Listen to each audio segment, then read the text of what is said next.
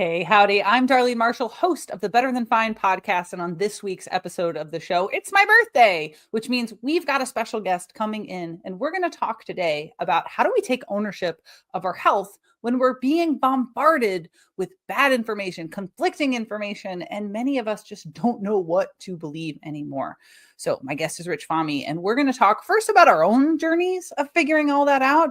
And then we get into some weeds about why it can feel so complicated and what do we actually do about it. So like, follow, subscribe, share, comment, you know what to do. So let's get to it.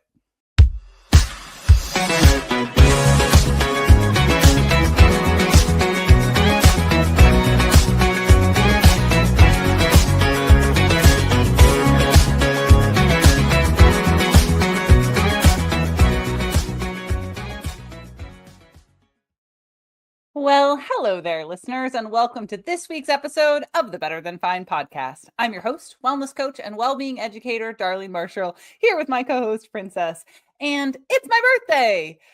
Well, this weekend will be my birthday anyway, but since we started the show back in 2020, every year for my birthday, I have had a friend or family member or a colleague come on the show, and we turn the mic around. They host and they interviewed me. And then they'd ask me whatever they or whatever the fans really wanted. But this year that didn't quite feel right for the show, for the birthday episode.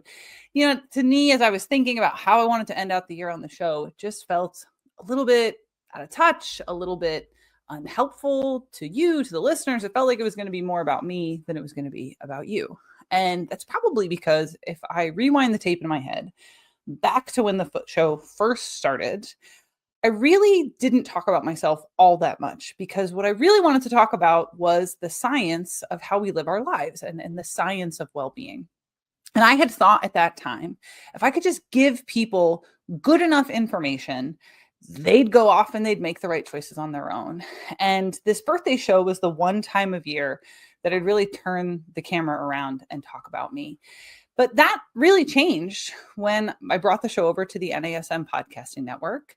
And mostly it's because I started working with our producer, Eric, who at the time said a lot of really helpful things to me in the beginning. But one of those things was that he really wanted me to start telling stories. And I might have been a little bit dismissive of that advice. I really thought that the focus was on the science, Eric, the science. But I can solidly say now, 3.5 years later, that Eric was right. And I know that because so many of you have reached out to me, especially this year, and told you that the stories I or my guests have shared on the show have really impacted you in a positive way. So thank you to the people who shared that feedback. And also thanks, Eric. Thanks at the end of another great year, but also for being smarter than me about that thing. I appreciate it a lot. And that's why this year we're going to tweak the plan a little bit. We are having back one of my favorite guests. And he's one of my favorite guests because he's one of my favorite people. He's got 25 years in the health and fitness industries. He speaks at conferences. He's written textbook chapters and industry articles. His official title, the Senior Content Development Manager for the National Academy of Sports Medicine, also known as NASM. And he's currently in a Doctor of Health Sciences program with a concentration in leadership and organizational behavior. And I'm going to go on a little bit, even though I know Eric doesn't particularly like it, because he is, in my experience, one of the most other-oriented leaders that I have ever met. I think there's a lot of people out there who throw around phrases like servant leadership, but it's kind of an act that they put on. And I think that our guest today genuinely wants to create spaces for other people to do their best work. And I say that unquestionably because I wouldn't be doing what I am doing, what I get to do, what I love to do, if he didn't see something in me 5 years ago. And I can solidly say that the evolution of my career has been changed for the better because I know him, quoting Wicked there unintentionally. But Fahmy, welcome back as the most had guest to Better Than Fine. Yes, I love that title, and I'll carry that with me everywhere I go. And I'm going to get a trophy made saying most guested on Better Than Fine. I also didn't know I was going to need tissues to start off the show, for that intro. Thank you. Will you be the very Glinda? kind of you. Will you be my Glinda? Oh, you're Sure. like BTF's best friend. I'm happy to be there. Very excited. I'm happy to have you. And I know I say that to every guest, but like extra bonus birthday happy for you. Yes.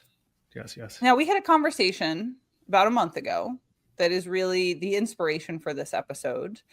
And I think it's because we both have been caught in a bit of like a conversational, intellectual crossfire around the idea of taking ownership of one's health. And I think we both are having this moment where professionally, personally, we're pulled in similar directions. And I suspect that the fitness professional, wellness professional, coachy bit of our audience is going to feel a similar tension. And I think it's a different tension for like people in the world who are struggling with these same things.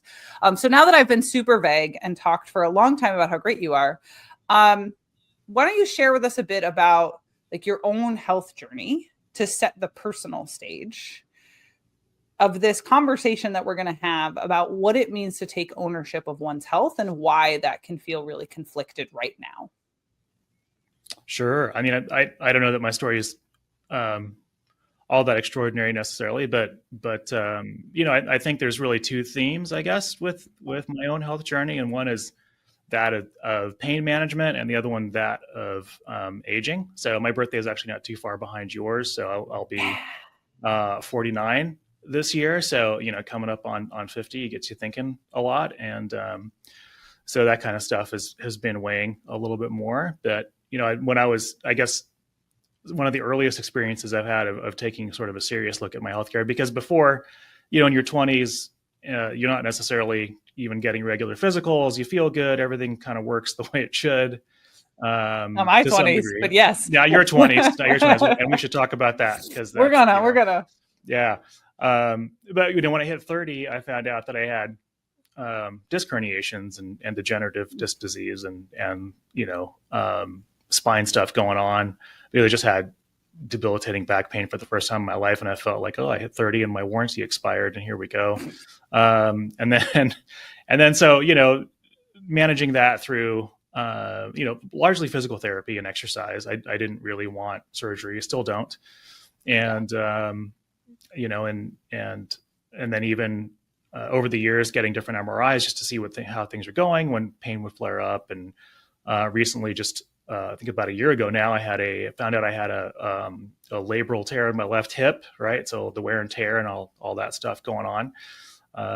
So it's come down to, again, physical therapy, exercise. I don't necessarily want surgery. You know, the orthopedist was like, oh, labral repair doesn't work out that great. Just wait till you need a hip replacement. I just went, why do I need a hip replacement? Because you don't like, you don't show arthritis or anything. I'm like, okay, it's just sort of, that's just their assumption that most people will need a hip replacement at some point. So, you know, now I'm preparing for a hardware upgrade eventually, maybe I don't know. But part of me is like, I don't want to do that. I don't want holes in my back, and I know surgery has its place. Let's just not go there. But I think I'm just kind of stubborn, knowing what I know about movement and corrective exercise and sort of the benefits of doing that right. But you know, and then what comes with it is, as you hit certain milestones, right, you get the colonoscopy and the blood tests, and you know, all the eye exams start to worsen a little bit. You start pushing things out, and so what happens is now I'm at an age where I'm seeing doctors more frequently. I just had a dermatology check recently, right? Because that looks suspicious. That kind of looks like an angry mole. Maybe I should get that looked at, right? So these are all the things that you start doing just from a maintenance standpoint. And it got me thinking, and kind of what we talked about before in terms of, you know, taking ownership of all the appointments, but also what happens during the appointments, which I think we'll probably get to, because a lot of the stuff happening right now in the wellness space, health space, is you take control of your health, you create your own health ecosystem, and you do this because, let's say, mainstream medicine is failing you. And the reality is you can just ask your doctors lots of questions and ask for things to be done that can just be done in your normal course of care.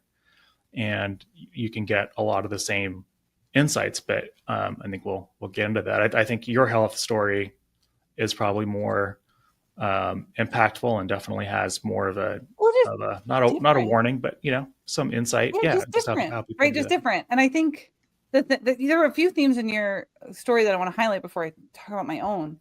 But that's like, I think as fitness professionals, because you were in the industry younger than I was, You're a little bit older than me, so you've had a longer career, but you bookend me in terms of I didn't get into the fitness industry until I was in my late 20s, and I've had 14 years. You were in much earlier than me, and you're at 25. And so like you've had half your life. And I think it's really important to highlight that as two middle-aged career fitness professionals, which is not the person who's 25 and dabbling because they're planning to get into finance someday, right? Like we're career fitness professionals. This is what we do, and we intend to be doing this indefinitely. I think that there is a narrative of like, oh, if you get into it early and you take care of yourself, you won't have these problems. It's like, well, no, you still have a human body, and human bodies have a certain pattern of what's going to happen. And if you use a body, that's a different set of things that you'll then cope with and deal with than if you don't use the body at all, right? That there are certain metabolic degenerative conditions that are going to come. And to one of my pet peeves that I think is part of this conversation we're going to have about taking ownership isn't that it means that you failed at taking ownership because eventually you might need to get a colonoscopy or you develop high blood pressure or high cholesterol. Like that doesn't mean you failed at the fitness wellness game. Sometimes it's genetic predisposition. Sometimes it's the thing you didn't know. And I think we do a disservice to all of us when we pretend that if I was just controlling all of my variables, I'm going to not have these outcomes, because it's just not realistic.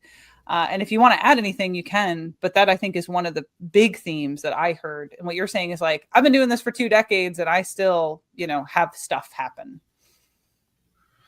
For sure. I think that raises a really good point, because I think what you can get sometimes are people that do things right, objectively.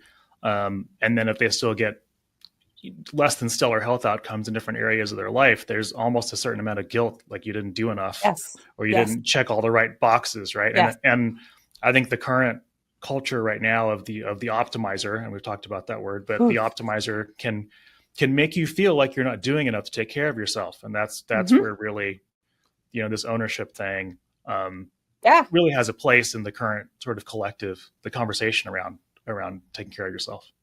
And the optimizer is also the absolute thief of joy. And if for you listener, if you want to hear me really go off about how I feel about that, there's an episode called Optimizing is a 4-letter word that really dives into the research on like choice fallacy and why optimization, unless you are like all your bases are super dialed in and you really are like a high performance athlete. And even then the stress of trying to get everything perfect might be worse for you than like occasionally having an Oreo. So I think, it's my turn. And for the listeners who have not ever heard my story, this is the quick version. But I grew up playing basketball, volleyball, all the tall people sports, and was told very young, like, you're smart, you're going to go to college. And so it was always the plan that I was going to get whisked away. But while I was at college, my body kind of started to fall apart. I was playing collegiate rugby, and I had grown up kind of always physically uncomfortable. And I can remember the first time I went to the nurse with joint pain in the 5th grade, and I had just grown something like 5 inches very rapidly. And the nurse said, oh, it's just, a growth spurt, right? Like, and really what was happening was I was having shin splints and Erskine-Slaughters for the first time. I can look back and go, that was Erskine-Slaughters. But by the time I was in high school, I was wearing knee braces and ankle braces most of the time. And then by the time I was in college playing rugby, like my arches spontaneously collapsed after rugby games when I was 19. And so both of my feet were just like not working. And by the time I was 23, I could not walk barefoot at all or carry anything in my left arm. I had multiple spontaneous shoulder dislocations that I just popped my shoulder back into place. I had 2 spontaneous jaw dislocations, which was super fun. One of them right before Thanksgiving, which was really terrible. My friend Jess feels really bad about that one. She headbutted me, hugging me, and popped my jaw to place. Anyway, just to paint you the picture that my warranty expired at 23. And I thought that everyone was just in pain all the time because I had always been in just right at the edge of debilitating pain and dissociating from it. And it turns out that I have a genetic condition that affects my joints. And so when I was diagnosed, after 2 misdiagnoses in the 5 years before that day, when I was diagnosed, they did, I think, 23 plates of x-ray and 4 MRIs in the next 2 weeks, just to see was there anything that required surgical repair. And fortunately, only my wrist needed surgery. Everything else, they said physical therapy. So I went to the physio, and in the consultation, she's asking me the kind of general goal setting questions that I now recognize because I do the same.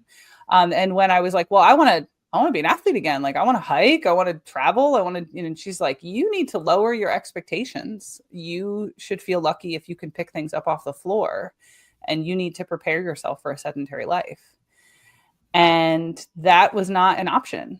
And so, this is 18 years ago. And so I couldn't just Google it in 2007. And I just started this whole process of trial and error. And I figured when I was lifting weights, playing basketball in high school, I was in way less pain than I was at that moment. And they had specifically told me not to lift weights because they thought I would dislocate. So I started rock climbing.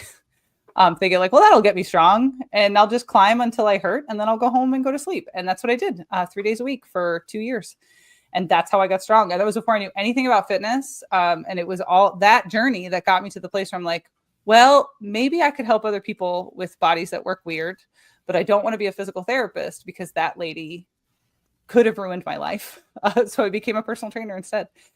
And, for me, the owning your health, because from the beginning of my work as a trainer, work as a fitness professional, for 14 years, I have specialized in people, I call it people with stuff. So you either have had some kind of major injury, some diagnosis, a chronic illness, and you're just trying to figure out how to live in a body that confuses you. And what I tell clients is like, find people you trust, do what they say. If you're not doing what they say, that either means that you're struggling with motivation or you don't actually trust them. And to me, taking ownership of your health is that. It's getting information that you understand well enough to make good choices. And if there's not scientific consensus, that you're, trying to make a best guess. And those best guesses come from expertise, not from Dr. Google or someone you heard on a podcast, including me. That's the short version for me. I don't know what else, themes you hear. You hear anything in there that you want to highlight? I think there's a lot in there. I think especially people in your situation too have that sense of lack of control or even a hopelessness around it. Because when you're told something as drastic as get ready for a sedentary life, I mean, some people will just take that and go, okay, the professional told me that. Whereas you had something determined within you to go, I don't want this to be my destiny. Let me find something else that works. So how do you balance, especially right now, we have a culture of science denial and sort of expert hating, right? Yeah. Or undermining expert opinion. Yeah. How do you reconcile that sort of self-determination, that itch that there could be another way with also listening to experts? Yeah, I think it's a sticky wicket, right? And I catch myself sometimes being like, well, they were wrong about peanut butter. And for anybody who doesn't get that reference, we saw an explosion of childhood peanut butter allergies and peanut allergies in my lifetime. And it's because I think it was the American Pediatric Association had given guidance that children not eat peanuts and peanut butter in their early childhood. And what it meant was they actually weren't building up the ability to metabolize it. And so we saw this explosion in autoimmune diseases for a lack of exposure to peanut butter. And the reason they figured it out is that a very common childhood snack in Israel is these little peanut puffs. And they're like, they don't have peanut allergies in Israel. What's that about? And it was because even as little kids, people are eating these peanut puffs. And so in the back of my mind is this thing of like, well, we were wrong about peanut butter. What else might we be wrong about? But I also deeply believe in the scientific method. And so I get really frustrated and angry. And so at least for my own story and what I talk about with clients is, intuition exists for a reason, right? And if we look at, do you know who Rory Miller is? No. Rory Miller is a self-defense expert. He wrote something fear. Oh man, it's going to drive me nuts. That's not the book I know of his, but Rory Miller has written a series of books about self-defense. And one of the things he really teaches is that you have that intuition about like, oh, this person makes me feel weird, right? Like that is your lizard brain compiling all kinds of data over the course of your life to give you a sense of like, I don't trust that guy, right? And that we are then also socialized to dismiss it. And when I think back in my own journey and the journey of many of my clients, when they've had a really bad practitioner, their nervous system is telling them not to trust those people. And like with that physical therapist, I didn't have a choice. They were the only physio in network that had the subspecialty I needed. So I had to keep seeing that practitioner. And the whole time in the back of my head, I'm like, you're not the one that's going to save me. So that's where I landed on that, like find people that you actually trust, but I've added the layer of that have expertise, because I think what I'm seeing in the world right now is a lot of people who don't have actual expertise and have not bothered to seek out advanced education in the thing that they are pretending to be an expert on. You're getting chiropractors talking about cancer. We're getting neurologists talking about psychology. Those are not people you should trust because they don't have actual expertise in the thing they're trying to tell you. And then we get the real crazies, right? We get the like, I don't know his actual credentials and I'm not going to say his name because I don't want to get us sued, but there is a very famous, very popular, I believe he is a chiropractor who recently a video was leaked of him getting information he was delivering on his blog for perimenopause symptoms from his medium. Did you see this video? His spiritual advisor? Yeah, I've seen that for other things. I didn't hear about the perimenopause. Yeah. Topic, but yeah. Where it's like, why do you trust that more than the physician you've been seeing for 20 years? And people, I think people really need to ask themselves that kind of critical question. Because they're scared, they're confused, they're frustrated by a system that definitely was not ever set up to make any of us well, right? It was set up to make money. And so I get being scared, confused, and frustrated. But if the cost is doing something that at best is going to be a waste and at worst could severely harm you, why wouldn't you at least talk to your doctor about it? Yeah, that was a long tail. Absolutely.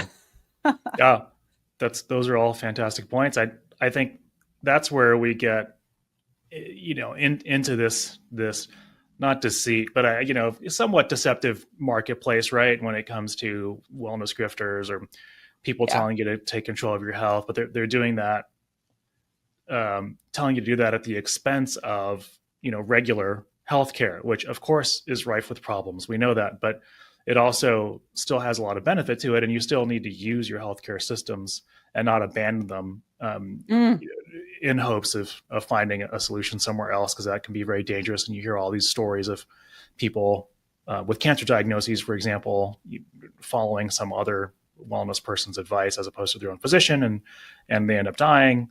That kind of stuff happens more frequently than I think we would like. Two clients. The same person that we're talking about, like that I was just referring to, it is not uncommon at his retreats to say that you go off your chemo because it means you don't have enough faith in the manifesting.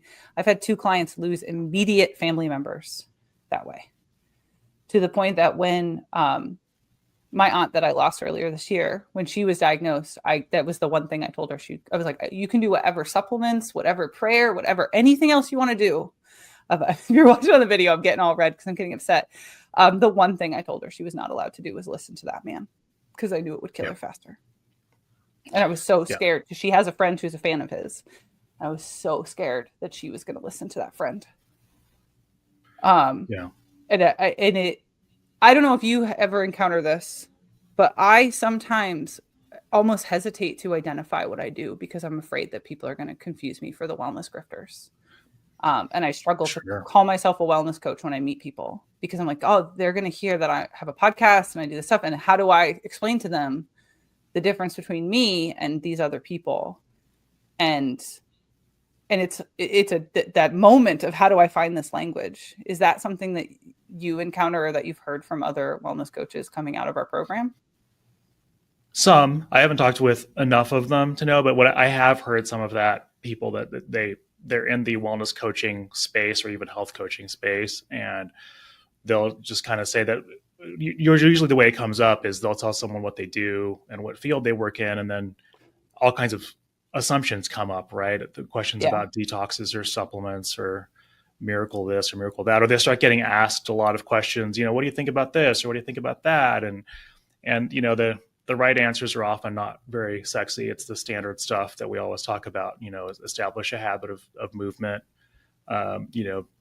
core foods for nutritional habits, get sleep, focus on recovery, all these different things that we always talk about and bring up, the evidence-based strategies. And then people kind of expect the wellness coach to have sort of a bag of tricks that Western medicine or standard practices or strategies don't meet, or somehow are missing the mark. And I think that's that. To get back to your point too, there's a difference between intuition and then sort of summarily dismissing an evidence-based set of strategies, or like Western medicine, for example, that I think we're running into an environment now where that line is constantly getting blurred.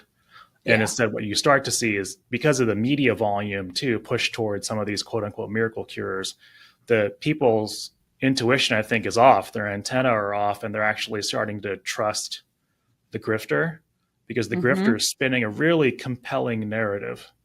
Right. And there's a lot of people out there that, charisma and media attention and money, right? Like, I think that's the other thing, is some people confuse the trappings of good marketing with good science. And I know one thing that you and I have talked about before is the way in which some of these packaged kind of like biometric pay whatever the flat fee is for the next 6 months, and you'll get however many retests of the full panel of all the stuff. And when you actually, as a professional, go and look at it, a lot of them are the standard blood work that your insurance would cover if you went to the primary care physician, right? And in some of them, you just get a report that you don't know how to read, and you don't know how to interpret, and you don't know what lifestyle changes will actually help you. And that's by design, so that then you'll pay one of their coaches, when in reality, if you went to your normal wellness appointment with your doctor, you would look at those results with your doctor, and then your doctor would just tell you what to do. And instead, you're going to spend $600 or more on one of these like boutique programs that really, at a certain point, we just end up with this real classist stratification. And we've slapped the name of some famous wellness podcaster on it to give it validity, when it's a grift, right? It's just another way to like sell supplements and get people to pay for stuff. It is.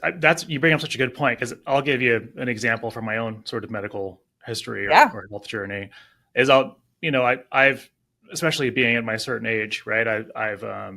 I'll just ask that extra blood tests get thrown in to my physical, and they just do it. So, like testosterone, obviously, men of my age, right? We want to know, is there a decline there or what have you? So it wasn't a standard thing, but I just asked, hey, would you mind testing my free and bound testosterone? No problem. I'm curious about my inflammation markers like C-reactive protein. Can you add that in? Yes, not a problem. And then what I end up paying is, just a kind of a copay or a coinsurance. And it's far less money than trying to go to some third party group that's sending it off to this very same labs, and it's going to have physicians probably review it anyway. But then I can get kind of the complete picture of my normal blood work plus the extras I've asked for as add-ons, and then can ask questions. How important is this? I've been curious about this. This looks a little like it's on the high end of the normal range. Does that mean anything? And And of course, I'm fortunate enough to have health insurance that allows me to basically take a co-insurance on it, right? I'm not paying these things out of pocket, and that's another conversation entirely. But you can ask these things, and also too, there's a real big trend right now on all of this extra testing, and I think you really need to ask yourself, one, what's the cost benefit to it, and two, if a test doesn't really contribute any more value to what you are doing or plan on doing, then it's not really clinical or helpful. It's just more information. And sometimes you can get overwhelmed by that information, but you really have to think, like, what does this test mean? How's it going to adjust my lifestyle? How's it going to inform my habits and changes I need to make that I wouldn't be doing otherwise, right? Like a good example is DNA methylation or telomere length, and sort of the biological aging tests that are popular right now. David Sinclair stuff. Yeah. I mean, and then what are the things that those are going to tell you to do? Well, guess what? They're going to say, look at your nutrition habits, look at your sleeping habits, exercise more, right? It's going to tell you to do the same exact things that you just should be doing anyway, right? To reduce your pace of aging or just to keep healthy. So is that money you paid for someone else to tell you to exercise, eat right, get sleep, focus on recovery, right?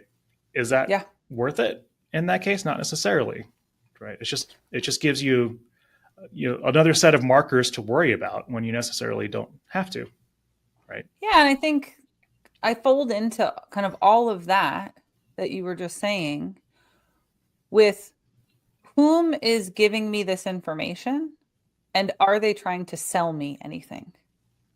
And savvy fans of this show will notice very rarely, every once in a while, we'll promote an NASM product that I personally have worked on.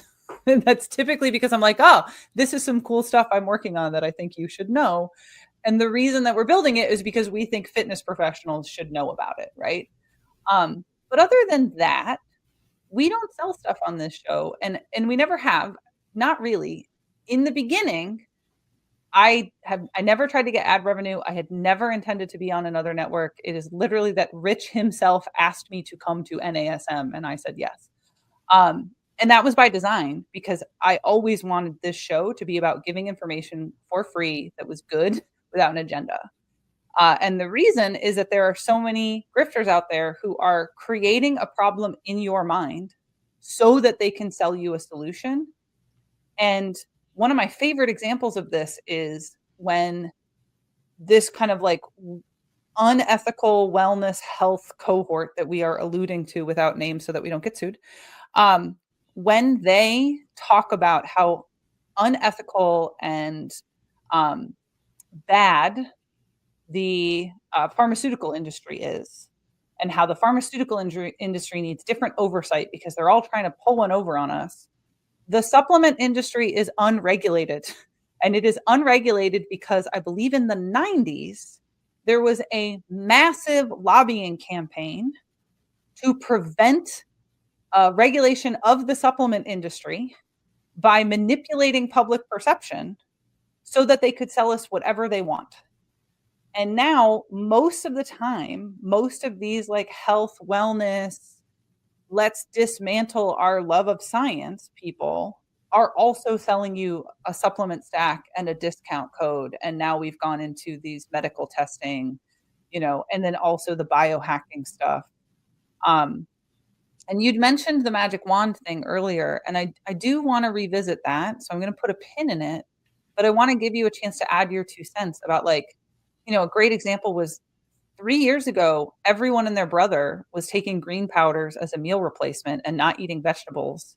And now we've got scientific evidence showing that no, they are not equivalent. It's not even enough fiber to make a difference in your digestive quality. It was a big lie to sell supplements. And I'm waiting for the next fad wave. I think it's going to be fiber, but anyway. Yeah, I mean, well, and there's all this stuff about saturated fat, which is going to get misconstrued, I think. There's lots of different things. So I used to work in the supplement industry as well for a company I did not know that. I did. So this was, back in the when I was a trainer at a large corporate gym, and there's a supplement company that it owned that did all the nutrition programming for the clubs. But back then we prided ourselves on understanding that supplements are basically regulated as food. They're not regulated any more tightly than that. They're generally regarded as safe. That's the designation that was given in I think it was 1994 was the Supplement Act you're referring to, and I forget the name. If I can interject for 1 second, the generally regarded as food distinction is one of the primary things that the Make America Healthy Again movement has been attacking in the food industry.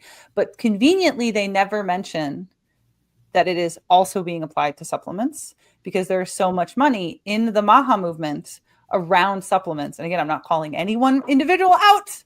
I'm just pointing at a thing that generally regarded as safe is the thing that they rip at with preservatives and emulsifiers and food coloring and food artificial flavoring, but never do you hear it about supplements. Please continue. Yes, it's big business. Supplements are big business. It is. Supplements are big business. Yeah, it's where the money is. So yeah, I mean, but the thing was, part of the commitments we made is there's actually research to support the dosages and the content and the purpose. So we didn't really have a huge line of supplements, but they were good supplements, right?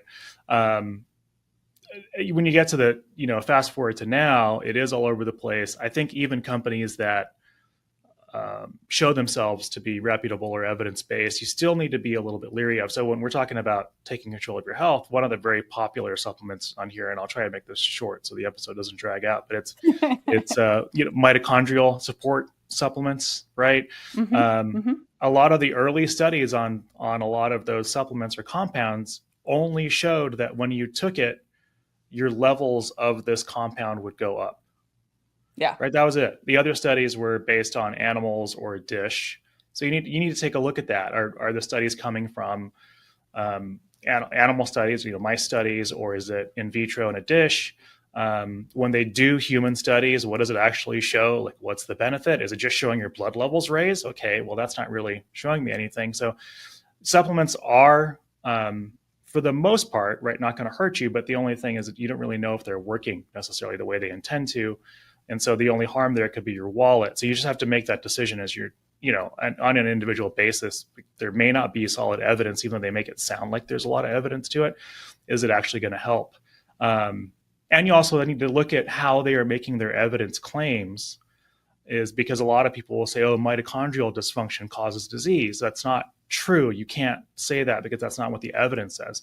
Mitochondrial dysfunction exists correlating to disease states, but you can't say whether it is a consequence of a disease state or a cause of a disease state, right? We don't know that. So you can't just say, oh, take this, your blood levels go up. Hopefully it'll affect your mitochondria. Theoretically it will.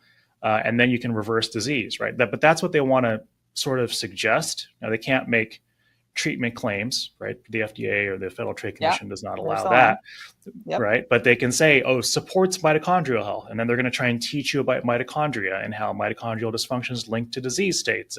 But they don't give you the full picture. So those are kinds of things you in terms of taking care of your health, besides starting with your primary care physician, asking questions, asking for the blood tests that you want, doing all the basics we always talk about and that you talk about on your show, also develop critical consumerism when you're trying to look at things beyond the basics. So when you get past the sleep, nutrition, exercise, stress mitigation, recovery, or stress management, recovery practices, once you have all that down and you want to think about including something else as a wellness practice or strategy, develop your critical eye a little bit. And it doesn't take much to start kind of going, oh, well, what do those studies really say? What are they trying to say? What are they trying to get me to buy? Does everything always finish with a code at the end of it? And you start to spot a lot of these tactics more easily. And it's not to say all wellness influencers are deceitful, right? A lot of them, such as yourself, are evidence-based, trying to give solid information, truly trying to help people. But the ones that get more play are the ones that appeal to the algorithm, and the algorithm likes polarizing language, sensational language, absolutist language. Oh, you take this if you want to optimize your health. If you're not taking this, then you're ruining your health. Dead to right? me. It's kind of that. Yeah, you're dead. Your cells are dying. Your cells are dying. Right. Yeah. So, Yeah, you called me an influencer, Rich, but you were the first person to ever call me an anti-influencer, so I'm a little wounded. I also, okay, so of everything you just said, I realized there's now 2 episodes that you're going to have to come back for, and one of them is we're going to unpack this mitochondrial dysfunction concept, and the other one is we're going to talk about critical consumerism, because I think, this intuition conversation that deserves a circle back. And so to our savvy listeners, know that this is going to come back up in 2026 because this is a conversation we need to have. Because I think that there's a difference between, like, when I was telling my own story, I had that intuition because I had been a performance athlete in high school and was resistance training outside of the season. And I experienced less joint pain when I was stronger. My intuition came from a direct experience that I pointed to. Not, well, I heard this thing that created a belief in me that with a mechanism I don't understand, and I'm going to choose to help this person I've never met and I have a parasocial relationship with on the internet. And so I think along this line of like intuition and critical consumerism is an awareness of where your belief came from. And that sometimes the intuition is seated in actual knowledge and experience and wisdom. And sometimes the intuition is experienced from an explicative I'm not going to say. And I think this, like, we need a deeper conversation digging into that. So I'm going to put a pin in those. But there is one other thing that you said that I really want to talk about before we wrap up, which is you talked about the like magic wand thing, right? That like, oh, this person is really all they claim to be. They have some secret knowledge that will give me the insight I needed to get well. And I want to speak to that a little bit because one of my friends calls me a body wizard.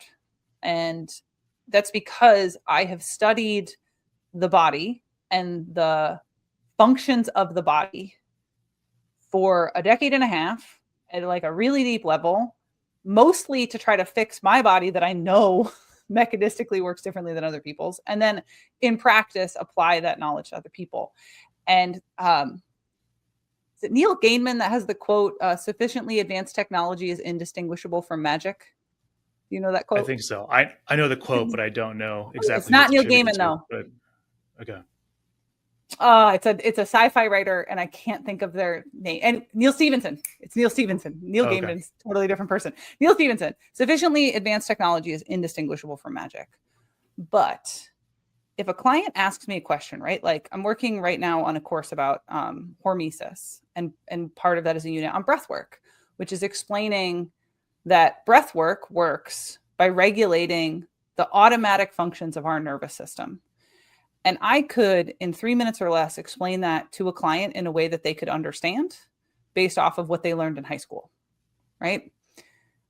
And there are also all of these much deeper mechanisms of action. But if you understand the basics and I understand it well enough, I should be able to explain it to you in a way that you can grasp it, that isn't nonsense. And I think there's this magical thinking thing that's happening where it's like, oh, essential oils work to cure eczema because nature heals us. And it's like, well, no, essential oils are sometimes helpful because pleasant scents are calming. And maybe for some people that could, if you put enough things together, calm their autonomic nervous system in a way that their autoimmune disease improves, like maybe, but probably not. And it's definitely not topical, right? That's magical thinking. Whereas something like breath work can seem like magic, but we actually do understand the operating functions underneath of why it works. And then you get things like GLP-1s where we don't actually understand all the mechanisms of action. And we need to be honest about that because weird stuff might happen that we might not expect. And there's probably also some people who that is an appropriate intervention for, even given the risks. And I think when we pretend that there's a magic box, we're going to hurt people. And that's not okay with me. Do you want to speak to any of that? No, that's beautifully stated. Yeah, I mean, I think to sum it up, it's, if before we get to the critical consumerism show, I think what that bottom lines to is a consumer asking themselves, how do I know what I know? And then how does the expert know what they know? Yeah. And they can show that to me by how they explain it to me. But if they can't explain it to me and they just say, oh, it just heals you, or There was It's a recent ancient takedown wisdom. of, yeah, it's ancient wisdom. And there's sort of, my favorite response to it's natural and it's been around a long time is rabies. Rabies So is is 4,000 arsenic. years old and it's all natural, but it doesn't really, So is arsenic. That's what I something's good for normally you. say. Yeah. Yeah. But, people will say stuff like cold plunges shock your mitochondria awake. That Doesn't sounds make sense. fancy. Yeah. But cold shock proteins are a thing. Yeah, right. But then you can't, and you're using the word mitochondria, which is having a moment right now. Yeah, it is. But what does that even mean? Yeah, what does Are that you even telling me mean? my mitochondria Shocks were asleep? mitochondria. Yeah. Were they sleeping? I mean, that's Oh, not, hi. yeah. It's Yeah. not Halloween. What's up? Yeah. But cold shock proteins, that's a thing that changes your physiology. This is also in the course. But even something like, ancestral wisdom. I can explain to you the mechanisms of action of why my yoga class helps my yoga students feel better and function better and why they come back every week. I know the science and the physiology underneath. It is a technology that evolved for thousands of years, and it is a good technology that the scientific method also can explain if given enough time and resources dedicated to explaining it. Right? And it seemed like magic 30 years ago, but now we know more. That doesn't mean science is evil and bad. It means it just needs to catch up. Anyway, lots of soapboxes today, but I think where we landed mostly, happy birthday us, is that we have more things we want to talk about. Absolutely. Final thoughts as we wrap up, going a little over our intended time, but I feel like it's because we had so much good stuff to say. No, start with the basics. That's why they're the basics. That's it. It's a good one. Nothing crazy. Yeah, that's a good one. Like, so much of what is going to help most people is not illegal Russian peptides that you bought with crypto on the black market, which is a thing that one of these grifters we are alluding to, he has instructions on his website of how to do that. That was when I was all the way down my biohacker rabbit hole just before I started this show. I caught myself setting up a crypto account and trying to figure out how to drop ship peptides from Russia that I was going to inject in my knee. And I just had this moment of like, what am I doing? And then I stopped listening to that person. That most people just need like sleep hygiene and to stop having caffeine before 2 p.m. and to eat regular meals that have vegetables and protein and move your body. That's it. It's magic. That's where we start. That is the magic. That's the magic. Right there. That's the magic. Rich Fahmy, thank you for joining us for this lovely soapbox exchange. Where could our listeners find you if they are interested in you and what you do? LinkedIn is probably actually the where I may put most of my content. So it's just Rich Fahmy, just as you see there on the screen. Or you'll read in the description if you're listening to the audio. So look for me on there. There aren't many Rich Fahmys on LinkedIn, so chances are you'll find me right quick.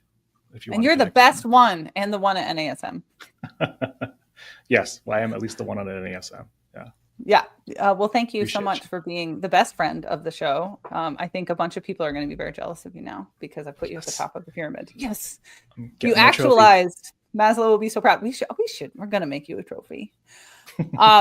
And then I want to wrap up this birthday episode by just sharing my own final thoughts about this year and this show. I have been so fortunate, I'm going to cry, to get to do this show for 5 years. And so much of the content this year has been about struggle, partly because clients and friends and listeners to the show were telling me you were struggling, and partly because I was struggling right along with you. But I want to share with you some deep thinking I've been doing about this show and about the nature of my work and what it means to me and what I hope it means to you.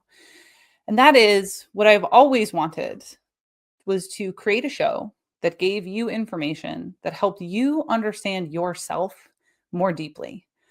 Because I very foundationally believe that when we tap in to that authentic, genuine version of who we are, that then we are prompted, just like anything that we see in nature, and we are of and in nature, to grow and to take better and better care of ourselves.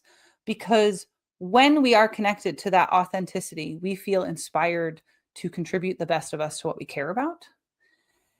And that motivates us to take better care of ourselves so that we have the energy to give our best to what we love. And that at the heart of it is what this show is about. It is not about selling you supplements or blood tests. It is not about convincing you that you have to optimize so that you can have your perfect life. It really is about the idea that your best lived life isn't going to be perfect. It's going to be real and it's going to be yours. And that your motivation should not be to mimic me or mine or whatever I'm up to, but maybe that you would feel inspired by me and the people that I interact with to be more authentic, and to then from that authentic place, take good care of yourself so that you can be well enough to make an impact on what you care about. That's really what Better Than Fine is about. And thank you. Thank you, Rich, for inviting me to this network. Thank you, Eric, for showing up every week to help with the show. And thank you, my dear listeners, for being on this ride, because it really has been a gift. And I look forward to 5 more years of making Better Than Fine with and for you. So I, of course, would love to hear your feedback on this and every episode of the show. You can email me. It is info@darlene.coach. My Instagram is also darlene.coach. If you're a fan of the show, you can find me on LinkedIn as well. And I hope that if you haven't already, that you will subscribe. Sharing is caring. Be sure to tag me when you do. Thank you to everyone who has written us a review. And if you haven't, it's my birthday. That's what I want for a birthday, is a 5-star review from you. So go do it. Thank you so much. Take good care of yourselves and be well.